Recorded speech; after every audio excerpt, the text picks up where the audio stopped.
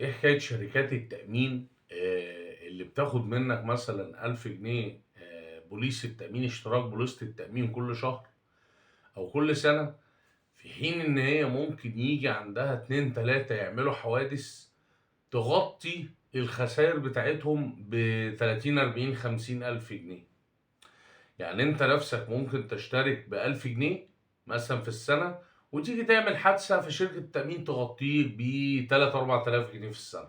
طبعًا الأرقام بشكل مبسّط عشان نفهم بعض يعني. السلام عليكم ورحمة الله وبركاته، أخباركم إيه يا جماعة؟ الموضوع بتاع شركات التأمين عشان في ناس مش فاهمة الميكانيزم بتاعه أو هو بيشتغل based على إيه. شركة التأمين شركة ما بتخسرش. وشركة معمول حساباتها بدقة ومعمول لها كده حاجة اسمها حسابات اكتوارية، يعني عندها كل حاجة قايمة على فكرة الاحتمالات ومحسوب حساباتها بدقة عالية جدًا. هي بقى بتشتغل إزاي، وإزاي إن أنا ممكن أبقى بادفع مبلغ بوليصة قليل وآجي أقوم مثلًا لو أنا مأمِّن على عربيتي مثلًا في المثال هنا، وأقوم أروح أعمل حادثة لا قدر الله فتدّيني مبلغ كبير، طب ما هي كده خسرت، لأ طبعًا هي كده ما بتخسرش.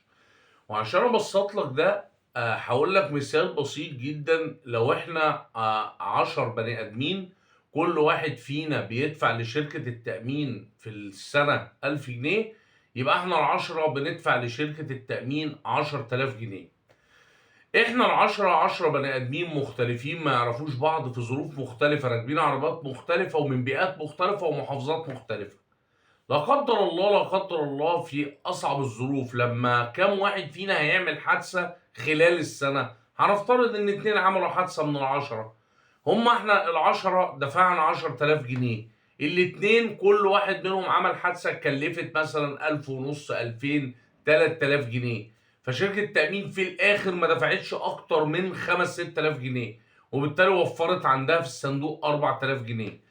طبعًا الأرقام هنا مبسّطة جدًا عشان التبسيط، يعني عشان أنا أفهّمك الفكرة بسهولة. طبعًا أنا عايز أقول لك مكاسبهم أضخم من كده بكتير. يعني لو افترضت إن شركات التأمين مثلًا بتلِم أقساط تأمين أو بتلِم بوالص تأمين ب1.000.000 جنيه، فاعرف إن هي لمّا بتدفع حوادث إلخ، إلخ، إلخ ما بتدفعش أكتر من 150، 200، 350، 400 مليون جنيه. فالمقصد إن هي دايمًا طالعة كسبانة. ليه بقى؟ لأن هي بتلعب على فكرة الكترة والاحتمالات. يعني أنا النهارده لمّا أأمِّن على 100,000 بني آدم، لو أنا مأمِّن على عربياتهم بالعقل كده، ال100,000 اللي ماشيين في الشارع دول كلّهم هيعملوا حوادث في وقت واحد؟ لأ، هي دي الفكرة اللي قايمة عليها شركات التأمين. مش ممكن ال100,000 كلّهم